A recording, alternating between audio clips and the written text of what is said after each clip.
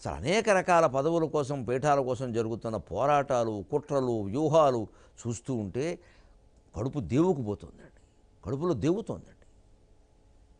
ఈ భోగాలు అంత గొప్పవా, ఈ పదవులు అంత గొప్పవా? వీటి కోసం ఇన్ని మాయ మాటలు చెప్పాలా, ఇంతమందిని మోసం చేయాలా, ఇంతగా కొట్టుకుపోవాలా? పోనీ ఇవి పొందాకైనా సుఖంగా ఉంటారా? ఆశ్చర్యకరమైన విషయం అండి. ఇదే మాయ, ఇదే మాయ. మహామాయ మహాసత్వ మహాశక్తిర్ మహారథికి ఎంత మాయో కనిపిస్తూనే ఉంది. రేపు ఫలితాలు వచ్చాక ఇంకా కనిపిస్తుంది, ఎన్నికల ఫలితాలు వచ్చాక ఇంకా కనిపిస్తుంది. ఇంతేనా? ఇది జీవితమ్మా? ఇవియా ఇష్టార్థ భోగాలు? ఈ వింతల గంతుల కోసమా ఇతరులను వేధించుటలు ముంచుటలు? ఇంతమందిని ముంచి ఇంత దొంగ కంపెనీలు పెట్టి ఇంత సంపాదించే దీనికోసమా? ఇన్ని బ్యాంకు లోన్లు ఎగ్గొట్టి విదేశాల్లో తిరిగి ఇంత నాశనం అయిపోయే దీనికోసమా?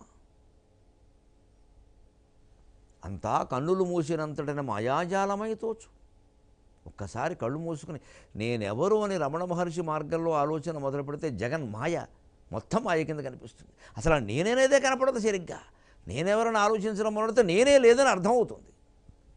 ఉట్టి వాయువు రూపంలో ఏదో అనిపిస్తుంది, ఒక ఫీలింగ్, ఒక అనుభూతి అంతా ఏం లేదు అక్కడ. అది వాయువో తెలియదు, మనస్సో తెలియదు, శరీరంలో నాడులో తెలియదు, ఏదో లోపల నడుస్తుంది. మొత్తం అది నేను అనుకోటి స్ఫురిస్తుంది.